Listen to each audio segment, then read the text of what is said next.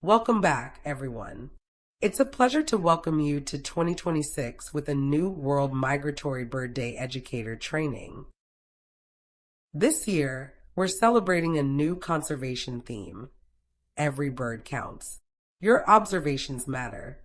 This is the first capacity building training for educators to explore the conservation theme, learn about birds, and discover how to celebrate World Migratory Bird Day 2026. We will also highlight international examples to inspire your events this year. Please keep your microphone muted while the presenter is speaking. Spanish, English, and English-Spanish interpretation is available through the Zoom interpretation button. For questions, please use the chat. We will answer them at the end of the presentation. This video will be uploaded to our YouTube channel for viewing and sharing. We extend our thanks to our partners and supporters, including the U.S. Forest Service, National Park Service, Fish and Wildlife Service, Feather Friendly, Friends of the PAO, Caribbean Partners in Flight, and Optics for the Tropics, whose support makes this program possible each year. To begin, we want to share that Environment for the Americas is an organization based in Boulder, Colorado, but with a global and international reach. We have a mission, which is to connect people with conservation, with nature, and with bird conservation. Our team is diverse. We speak multiple languages, but we are mighty. We are from Canada to Argentina, including the Caribbean. Our World Migratory Bird Day team consists of a coordinator in Mexico, Daniela Souza, and a coordinator in the Caribbean, Laura Babula. Yours truly, Miguel Mata, who is coordinating Latin America, but also our communications manager, Alex Drost, our events communicator, Lauren, and many others who contribute their talent to World Migratory Bird Day, from editing to design. Thank you all. To begin, we'd like to ask, what is World Migratory Bird Day? If you have a very brief answer, I'd like to hear it in the chat. We'd like to know what people's definition of World Migratory Bird Day is. For some, it's an educational event. For others, it's an opportunity to create art or make music, to go to schools and raise awareness about the importance of birds. But for you, what is World Migratory Bird Day? World Migratory Bird Day is a global campaign that is coordinated by several organizations to the different migration routes of birds in the Americas, between Europe and Africa, and between East Asia and Oceania. The campaign is coordinated by the Convention on Migratory Species, the European African Aquatic Species Agreement, and the East Asian and Australasian Flyways Partnership. In the Americas, Environment for the Americas coordinates the program. When is World Migratory Bird Day? I'd like a brief answer. When is World Migratory Bird Day? Is it option A, May 9th? Is it option B, October 10th?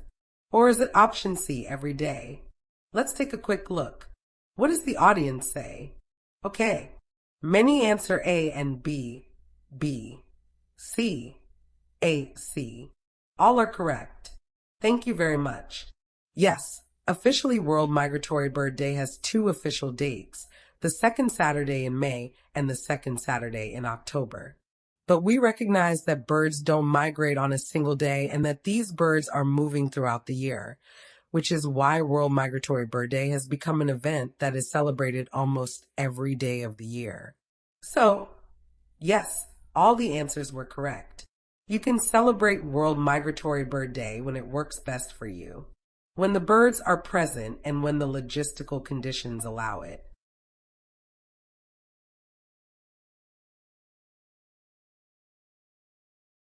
Each year, World Migratory Bird Day has a conservation theme that highlights important issues facing birds. Over the years, we have explored this theme with art. And these topics are very varied, from plastic pollution and light pollution to the importance of water and insects for birds and the creation of bird-friendly cities.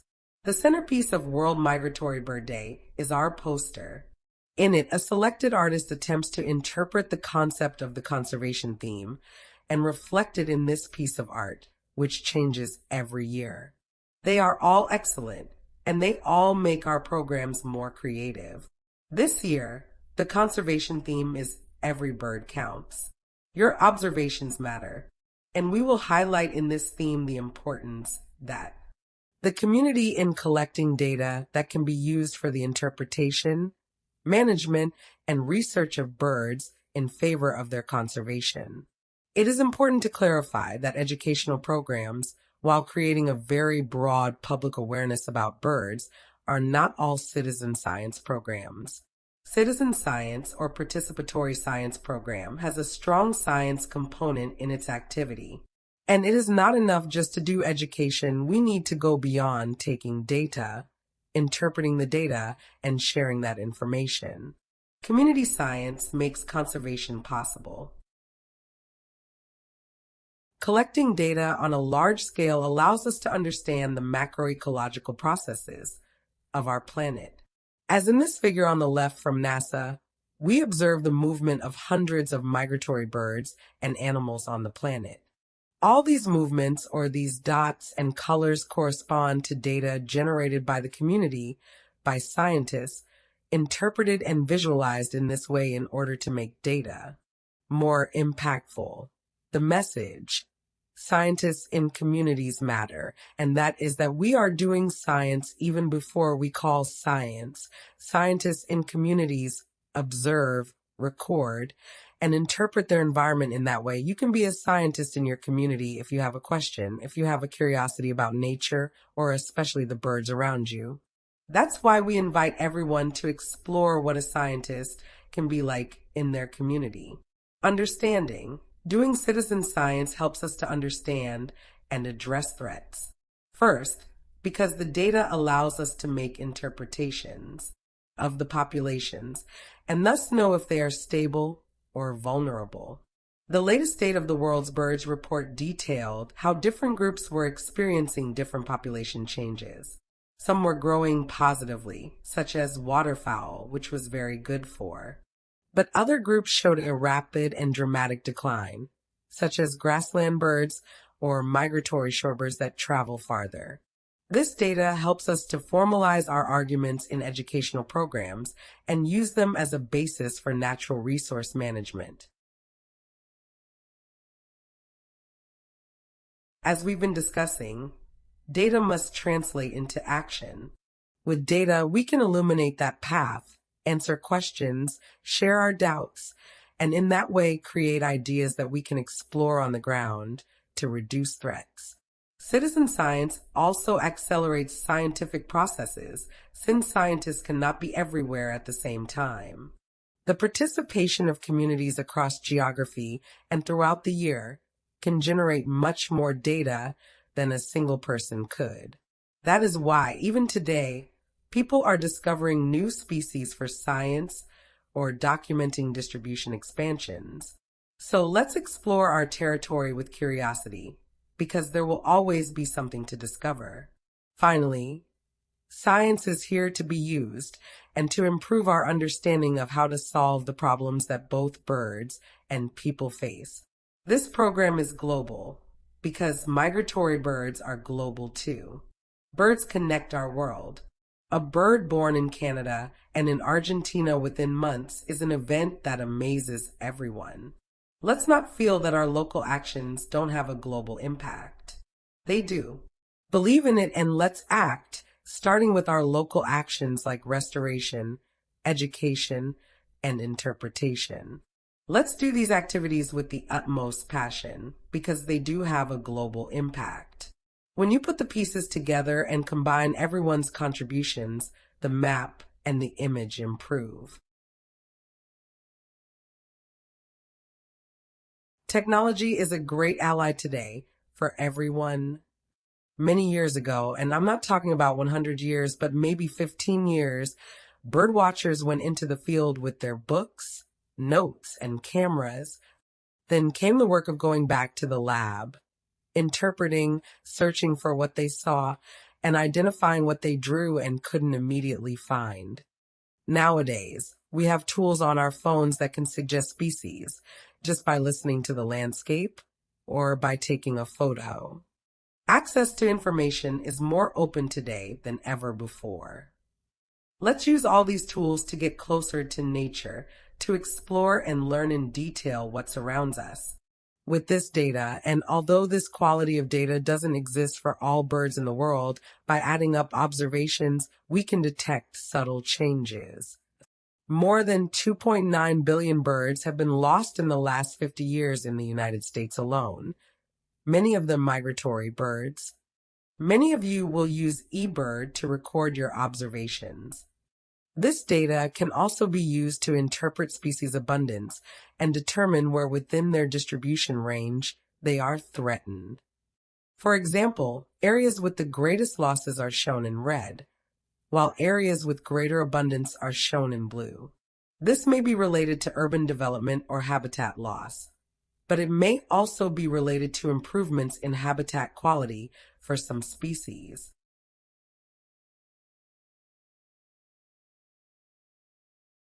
Being a good birdwatcher means observing nature and birds with respect, transmitting the knowledge of other generations in a friendly way, and awakening curiosity that will allow us to renew observers over time and renew our citizen scientists.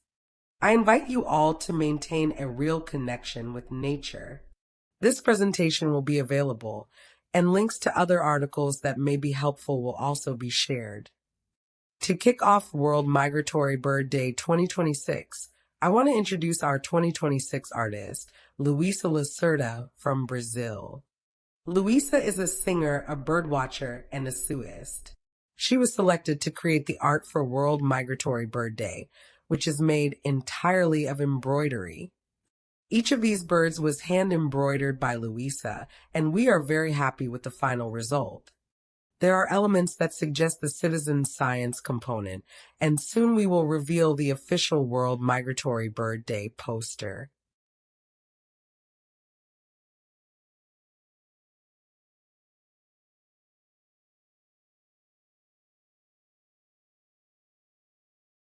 Each of these species is chosen because of a problem they face, and they are also diverse. We have shorebirds, waterfowl, birds of prey, hummingbirds, and passerines. In this way, we can all incorporate birds into our educational programs. Some of these birds face very serious threats. For example, the loss of wetland habitat is affecting populations, especially the cinnamon teal. Our work for World Migratory Bird Day encourages educators this year to visit wetlands, do restoration work, collect plastic, and provide environmental education in nearby communities. The merlin, Falco columbarius, was also selected because it has shown a dramatic decline due to the use of DDT, and it also frequently collides with windows and vehicles in our cities. The ruby-throated hummingbird, Archilochus colubris, is one of the long-distance migratory hummingbirds. Along its journey, it faces threats such as insect loss, floral loss, and collisions with glass. The barn swallow was selected to highlight widespread pesticide use, insect loss, and the loss of nesting sites. These swallows make mud nests on houses and are sometimes removed. Sometimes chicks do not receive enough food to grow, since their parents cannot find sufficient insects. On our beaches, the American oystercatcher nests along the coast. It is a very beautiful bird, but also very vulnerable, especially because of pets that roam freely. These migratory birds, both in breeding areas and at staging sites, can be threatened by this issue, which is why we are also motivating people to protect wildlife by managing pets responsibly. The spoon-billed sandpiper highlights the problem of plastics on our coasts and large-scale development projects that pollute our landscapes. Abdon stork is an African species facing major threats, as its grassland habitats are steadily degrading due to burning. In the State of the World Storks Report, this species is among the most rapidly declining.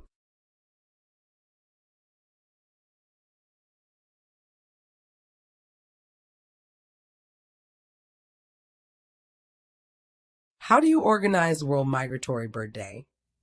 World Migratory Bird Day has certain key points that help make an event successful. First, we choose a date, a time, and a location. It's important that we also develop a flyer that describes World Migratory Bird Day. The flyer should include the location, date, and time, along with some details about what will happen. Here, we share different examples that we liked and explain how they were created. To celebrate World Migratory Bird Day, we plan our activities based on our audience and setting, whether they take place outdoors, in a school, at a university, as a workshop for adults, or as a classroom activity.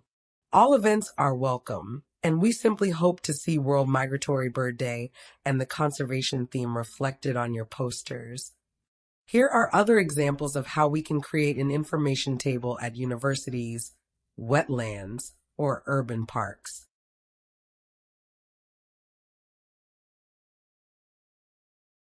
We have a map of global events where you can register your event and inform the world about your activities. You can go to our website, click on Register Your Event, and you will automatically find a form. Once you fill out the form, your event, if it meets the conditions of a World Migratory Bird Day event, will appear on the map. We have educational materials available for everyone, and we are continually working on expanding them. These include banners, posters, t-shirts, stickers, bracelets, masks, and more, all available in different locations. First, you can find materials on our Educational Resources website. You can access not only the resources for 2026, but also materials from past years. In addition, our Trello 2026, which we will share in the chat, is already available. It includes details and answers to common questions educators may have, such as the history of World Migratory Bird Day, official activities, posters to download, and more. Now, I'm going to give the floor to my colleague Alex, who will continue in English. Great. Thank you, Miguel. So I'm going to speak a little bit about how to promote your event. So like Miguel was saying, you've picked a time, you've picked a day and a location. Maybe some activities for your event have been planned as well, and you've registered it on the global map. And so now it's time to actually promote your event. So what I'll talk about a little bit is understanding your audience and your community, a few different physical promotion strategies like flyers or a press release or a newspaper advertisement, as well as some social media strategies, and then what also to do during the day of your event and after the event as well.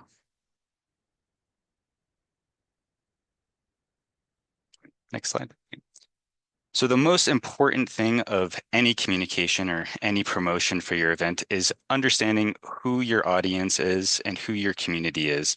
And yes, World Migratory Bird Day is a very general audience. Usually it's very inclusive and we want to bring our communities together, but it also can be more specific than that. So a few questions to ask yourself would be, what age groups do we want attending our event? And what languages do they speak?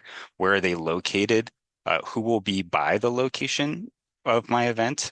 And then also, what motivations do they have for attending my event? Or what excites them about this World Migratory Bird Day specifically? So when you ask yourself those questions, you'll get a better understanding of the audience that you actually want to be promoting towards.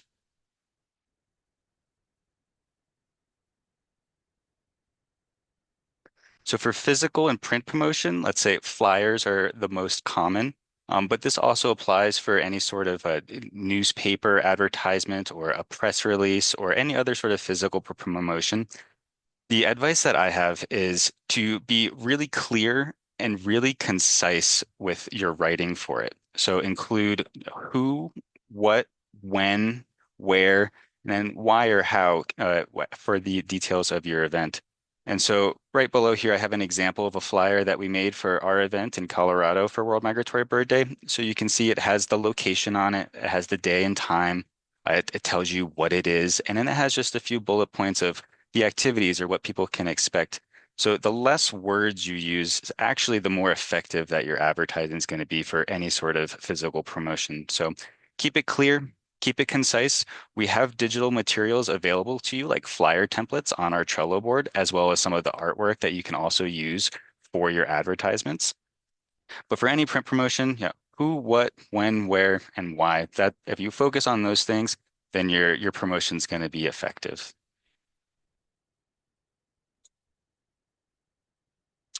When it comes to social media or digital promotion, I think I've delivered this webinar on this topic a few times in the last couple of years, and I always get asked the same question, and that question is, what is the best social media to use?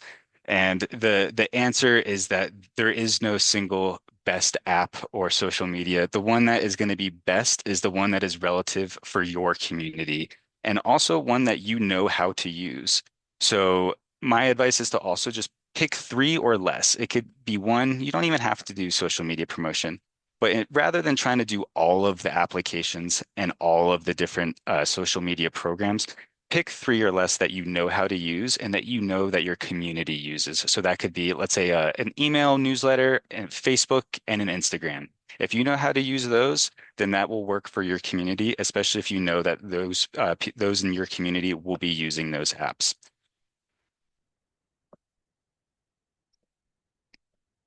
And a few little pieces of advice for social media content for creating. Pictures and short videos always do really well, especially highlighting activities that people will expect to find at your event. And then also just some sort of informative post. Maybe it's your flyer, maybe it's a digital version of your flyer. Those are all great ideas to promote your event digitally. And a few things to avoid when creating digital social media content is having too much text on an image. Most people will not read it, and it just kind of distracts from the activity itself. There's almost always a section where you can add text into your post, where you can have more text and more discussion about what it is that you're showing a photo of, as well as any low quality photos that are blurry. The higher quality the photo or video, it's always going to perform much better, and your advertising is going to go a lot further. And then also anything that's offensive or depicting violence, obviously those things we do not want to promote as part of World Migratory Bird Day. And the single best form of promotion is going to be in-person promotion. If you do only one of all of these, so no flyers, no social media, and just do in-person promotion, you will have a successful event. It is by far the best way to get people to come to your World Migratory Bird Day. And by this is what I mean is inviting people personally, people you know, calling them or texting them, emailing them, but asking them in person is going to have a much higher rate of success for people to actually attend your event. So I encourage in-person promotion as much as possible. Also, just a friendly reminder to keep your microphones muted during the webinar.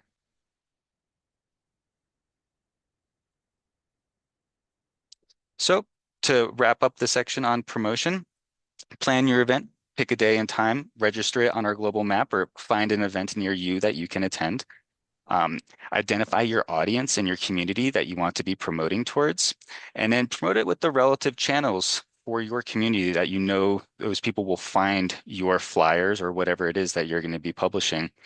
And then also connect with the global network, register your event, and then tag us at Environment Americas on social media when you do post things. We're always happy to share event flyers that are upcoming. And then also, we love to see your photos after the event. And you can send those either through social media or you can email them to your regional coordinator as well. But we love to see all the photos and videos from the events around the world come in. So. And with that, I will now like to introduce our first guest speaker, Todd Burlett. He's the president of Starry Skies North Delegate in the Dark Sky International Program. And Todd's going to talk to you a little bit about how community science has worked through the Dark Sky program and hopefully give you all a little ideas about how you can implement community science into World Migratory Bird Day this year. So Todd, I will pass it over to you and the floor is yours. Good afternoon, good evening, good morning, everyone. Thank you very much, and thanks for that introduction. I am Todd Burlett. I'm the president of Starry Skies North, which is the state of Minnesota chapter of Dark Sky International here in the United States. And so I just want to go through a couple of slides briefly to introduce you to light pollution and how it impacts our migratory birds, and then how we can use some of its other impacts as ways to find and attract volunteers and partners that can help us promote and support World Migratory Bird Day. And next slide. All right, so very briefly, what do we mean when we say light pollution? What we mean is not all light at night, but that inappropriate or excess light when we have too much lighting or lighting that is maybe shining in the wrong direction. And that's impacting not just us humans, but also our environment. So those are some of the key causes. The impacts are what you see in the center, and they're far ranging. It's everything from human health, human mental health or wellness, healthy aging. It's really hard on our seniors, especially on their vision. Of course, wildlife and ecosystems, not just birds, but aquatic life, terrestrial animals, reptiles, across ecosystems, and up and down the food chain. There are a vast number of impacts. And we'll say a few more words about that. But also cultural heritage. As we lose our views of the night sky, those links that we have, those spiritual and cultural links to the night sky begin to fray. So anyone who cares about cultural heritage is going to be concerned about light pollution. Environmental justice, we may have communities that are marginalized, that don't have as much opportunity to go out and experience the night sky. They can't get to somewhere that's dark. And so they're losing out on those opportunities to have those connections with their natural environment. Sustainability, extra light, of course, means extra energy. And so as we use more light than we need to, that's going to diminish the sustainability of our communities. And then awe is that powerful emotion when we're underneath the vault of the sky and we're able to see those amazing things above us. And that's a very positive emotion. And as we lose the night sky, we lose that opportunity. And then that noctourism, that word you see there, that's kind of a funny mashed together word. It's nocturnal tourism or nighttime tourism. And in the absence of artificial light, we have great opportunities for tourism organizations, tourist operators to lean into the opportunities that our communities can provide for tourism at night. So pay attention to this list, because these are going to be your partners. The people that care about what I just went through are going to be your partners. They're going to be your allies. They're going to be your volunteers. So think about how they're being impacted and how you can use that impact to draw them in and partner with you for World Migratory Bird Day. And what you can share with them is there are 5 really simple solutions that we could all do in our homes, in our communities, that can help reduce that light pollution, help make our environment a little bit healthier for birds. First of all, light should be useful. If they're not useful, turn it off, never put it in the first place. Light should be targeted. They should have a shield on them so that light goes where it's needed, where it's intended, but it doesn't go where it's not meant to be. And use a low level of light. Use as much light as you need for your task, but don't overlight. If one light will do, don't put in 10. They should be controlled. Think about the marvelous on-demand lighting capabilities that you can have with light with LEDs. So you can have timers, those motion detectors. Those are all going to reduce how much light we put into the environment at night. And warm colored, put in those amber colored lights. Those are going to be much easier on our birds because they tend to see more in ultraviolet, as well as insects and many others. So these are some things that you can share with your volunteers that can help them keep their communities darker. And then the final thing I'll add is just remind people to close their shades and curtains at night. If you want light indoors, that's fine, but keep that indoor light indoors, and that's really going to help the external environment, and it costs nothing to go over and shut those shades. Next slide. All right. Light pollution's impacts on birds are often much more pervasive than we tend to think of. We often think about birds running into buildings, and that certainly is a problem, but it's only one of the problems. And so here's a list of some of the other impacts of artificial light at night. The first is migration and the phenology shift, with migration happening too early in the year, with birds leaving too early from their winter grounds towards their summer grounds, and too late from their summer grounds to their winter grounds. And that's because of what we call photoperiod masking. It's a fancy word that says the normal light of dawn and dusk and the difference, the length of the day, is what birds are using to decide when the season has come and it's time for them to move. But if you add additional light in the form of light pollution, that tricks them. They think it's later in the spring or earlier in the fall, and they're going to be leaving their wintering grounds earlier than they should. And that's going to impact the temperatures. It's going to impact their food sources as they go. Stopovers, when they get to some place as they're migrating and they need to stop somewhere, if there's too much light in a spot, they're going to try and avoid that because of the risks of predation. So they're maybe going to go someplace that doesn't have the food, water, and shelter if it means they can find it a little bit darker. So they're making that trade-off decision and going with the second best choice. Food, we talked about migrating too early. That can mean that those insects haven't hatched. The seeds that the birds are going to be eating on the way aren't yet ready because the birds are there too early. And then the other thing that's happening is because of light pollution's impacts on all of the other species, such as insects, there are fewer insects, which means there's less food to start with. So think about these spillover or these food web effects that are indirectly impacting birds. Habitats, we've talked a little bit about that. They're going to be degraded because that light is shining in there. That makes the habitat less healthy. The plants are less healthy. There's a less diverse ecosystem there. And that habitat is going to be less supportive of the bird's life cycle activities once they get to their summer grounds. And then we have what we call an entrapment. Many of our birds migrate at night, of course, and when they fly into a bright area, two things happen. One is they lose their night vision, just like we do when we're exposed to bright light at night, and they can't find their way out. And the light in our cities is unpolarized. It doesn't have that north-south guidance direction that birds use.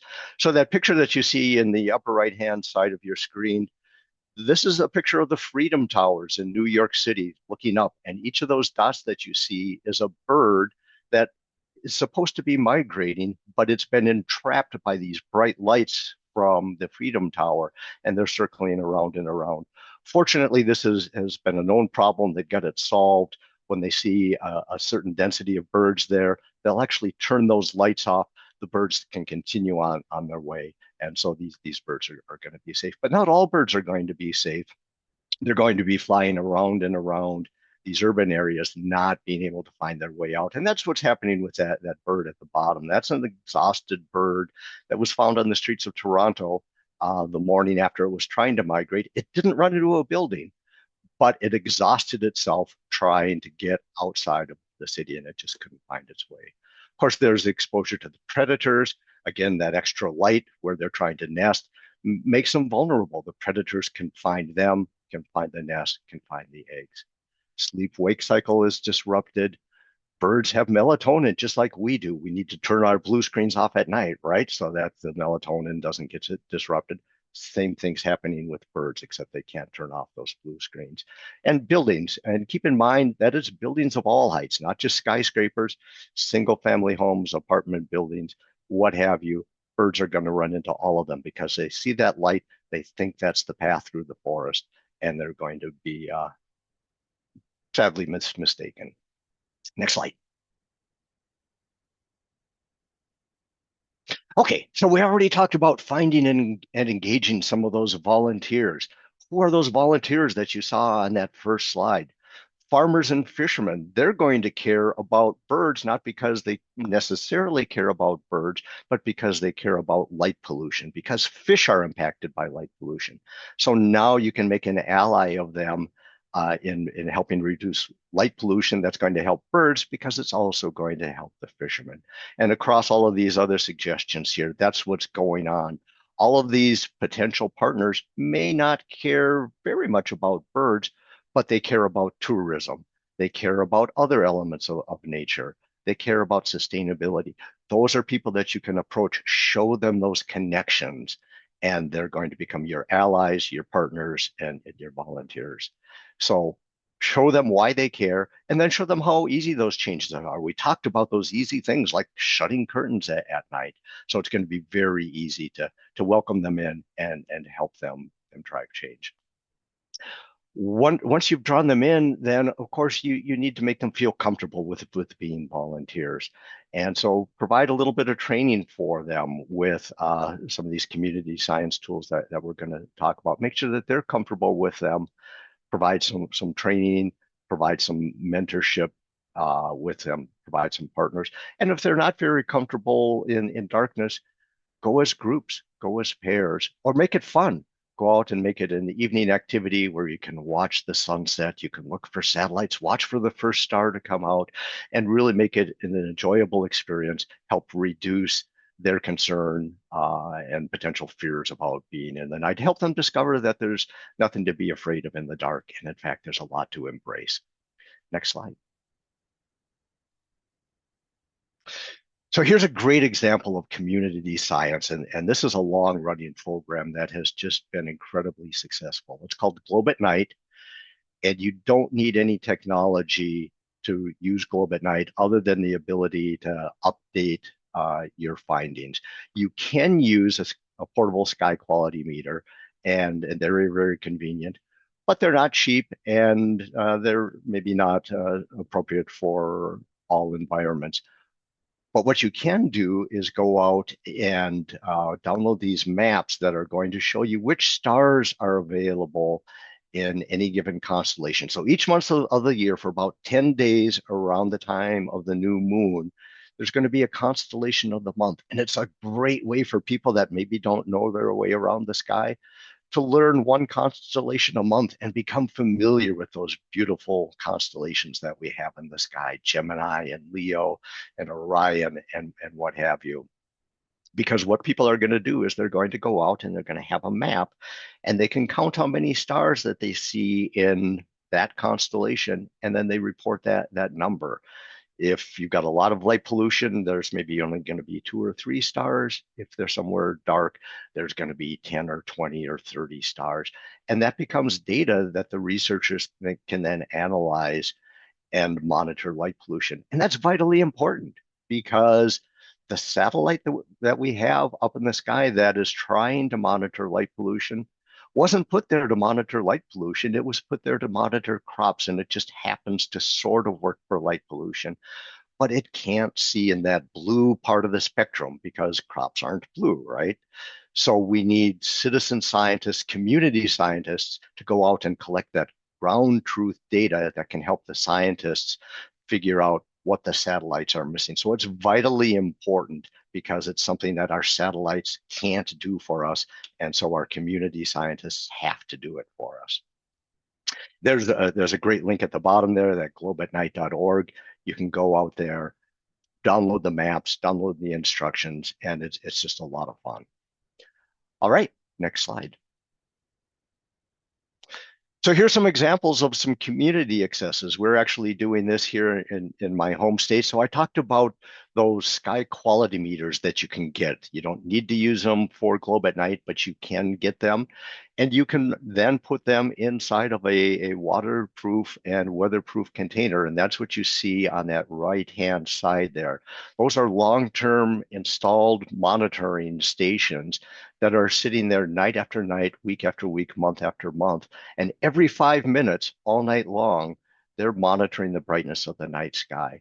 And then we're downloading that data, doing data analysis on that, and then that helps us understand seasonal changes. What happens as the leaves come and go on the trees? What happens as the local sports team starts to light up their stadium? What happens when we have more pollen or less pollen, or smoke from wildfires and what have you? So we're able to understand seasonal changes, but also long-term trends. Are we winning the battle against light pollution? Are we losing the battle against light pollution?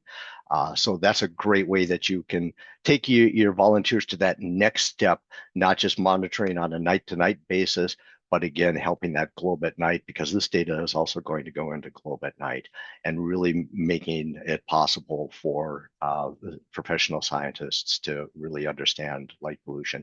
And then finally, we're also helping our local college and university students by providing them with these sky quality meters. They're able to go around their campus, understand where the major problems are on their campus so that they can start to drive change, as well as more regionally looking at 30 miles or 50 kilometers around their campus so that they can again understand where are the worst emitters in their region, so that we can start those conversations with those emitters and encourage them to reduce their light pollution. So those are just a few quick examples of some community successes. And with that, that's my last slide, and I will turn it back to you. Thank you so much, Todd. There's certainly a lot to go into these community science programs, and I think understanding the motivations of trying to get people to participate is certainly a big component of that. So thank you for sharing. I will pass it over to Miguel to introduce our next guests. Thank you all so much for staying with the webinar. We now welcome Cecilia Alvarez from Cancun, who will share her experience as a World Migratory Bird Day host and how they use community science in Mexico. Hello, my name is Juan Flores. I'm the coordinator of the Urban Birds program for the city of Cancun, and I invite you to visit the Corral Sanctuary. We are located on Isla Mujeres, one of the most incredible places in the Mexican Caribbean. We are at the northern tip at the Mia Reef Hotel. This is where the Corral Sanctuary is located. I want to tell you a little bit about this place and an important conservation program that the hotel has implemented to protect the birds that visit us year after year here on the island. The birds we have in this sanctuary include 3 species of terns: the bridal tern, the black tern, and the brown tern. These birds share a particular characteristic. They are pelagic seabirds that spend most of their time at sea. During their breeding season, they come to coastal areas or islands to nest and raise their young before returning to the sea. The season usually begins in March or April and ends in September. After recognizing this situation, the hotel took significant steps to conserve the terns. Through a well-established program, they held training sessions with staff to share knowledge about these birds and learn how to help protect them. This allows guests to enjoy the experience responsibly. This area is an important space for bird conservation. Hotel Mia Reef has committed to its protection and has joined conservation efforts taking place throughout the country. We cannot conserve what we do not know. Therefore, we invite you to visit Hotel Mia Reef and the Corral Sanctuary.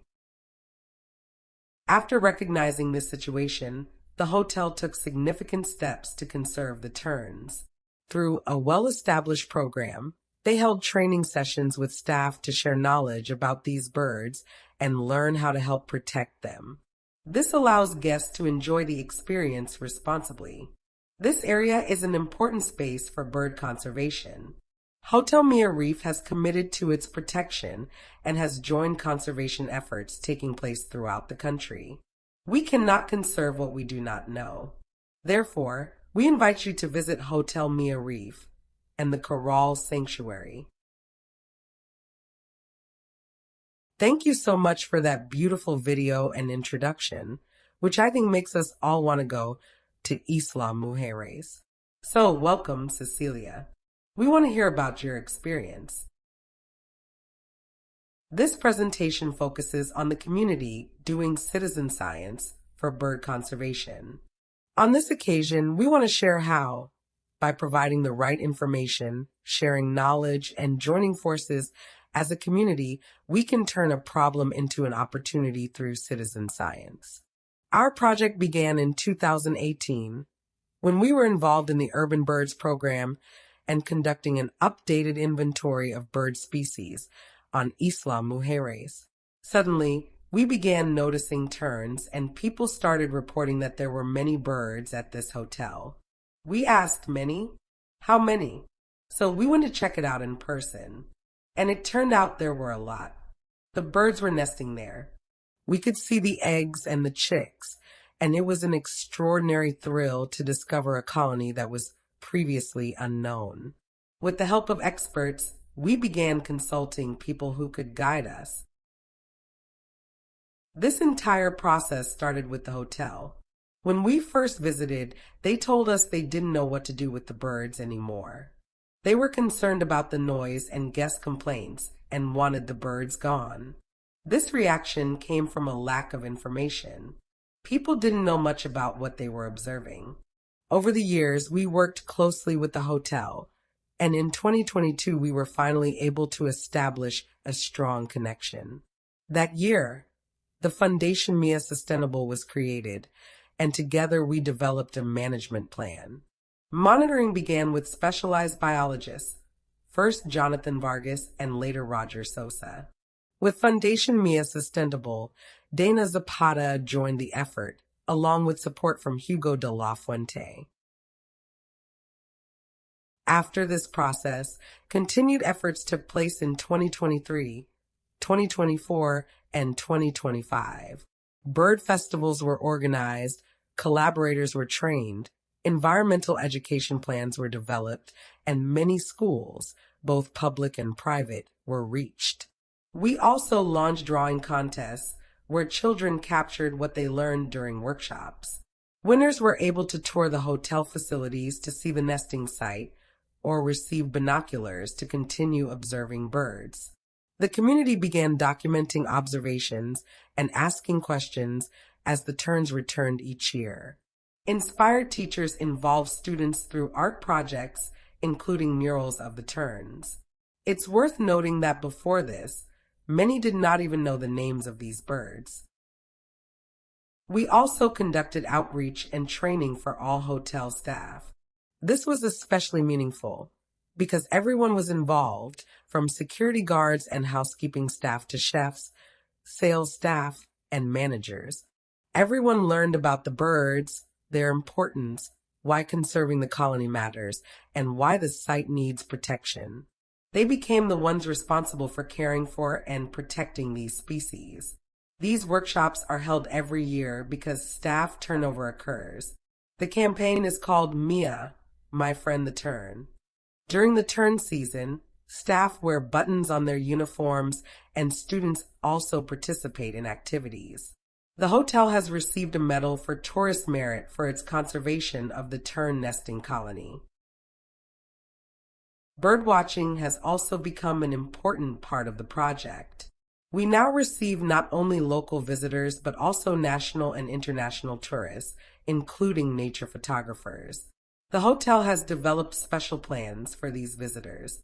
The Tern Sanctuary Day Pass includes the entrance fee, a buffet, and time to photograph the nesting colony.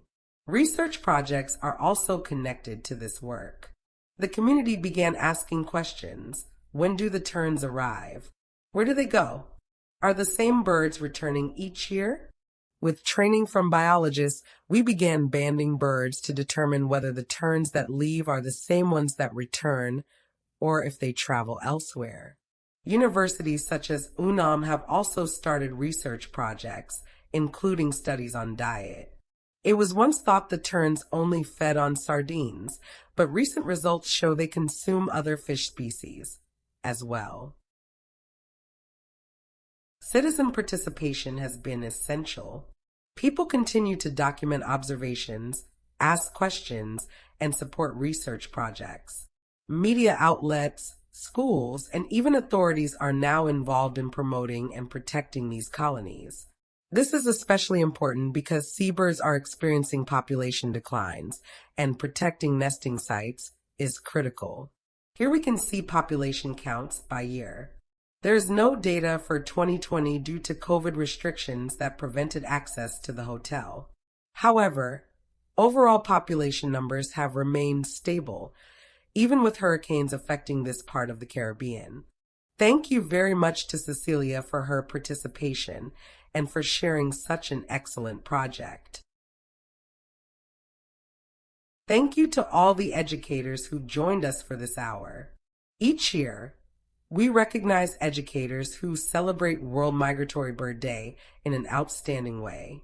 This means they embraced the conservation theme, held a successful event, made a significant impact, and stood out. Please stay tuned. The next winning educator could be you.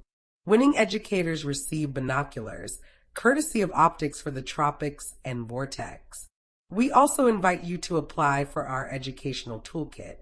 Soon we will open the call for applications to receive educational materials for this year's campaign.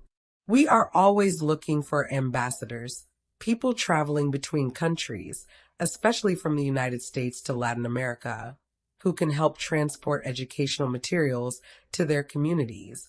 We also invite you to our next webinar in February, How to Start a Citizen Science Program for Bird Conservation. Registration will be shared on our social media channels. Please follow Environment for the Americas on Facebook, Instagram, and Twitter, or contact us directly at info@environmentforamericas.org. Thank you all very much for participating. The video will be shared on YouTube, and you may submit additional questions through the video page. Thank you to Todd for the presentation on light pollution. And thank you again to Cecilia for showcasing an outstanding example of how education can be transformed into science. We hope this first webinar is helpful as we celebrate the 2026 campaign. Thank you all very much. We're wrapping up here. Best regards to everyone. Thank you to Lauren, Alex, Stephanie, and Berenice for interpretation. And thank you to everyone who stayed for the full webinar. We'll see you very soon as we celebrate World Migratory Bird Day. Every bird counts. Your observations matter. Goodbye. Bye-bye.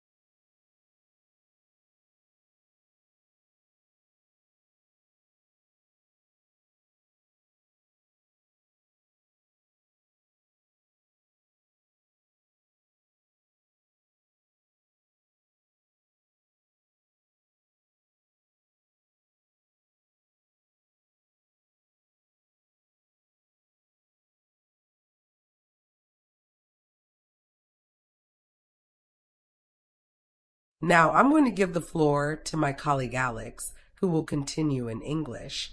For those listening in Spanish, please go to the interpretation button and select Spanish. That way, Alex will speak in English and you will hear the interpretation in Spanish.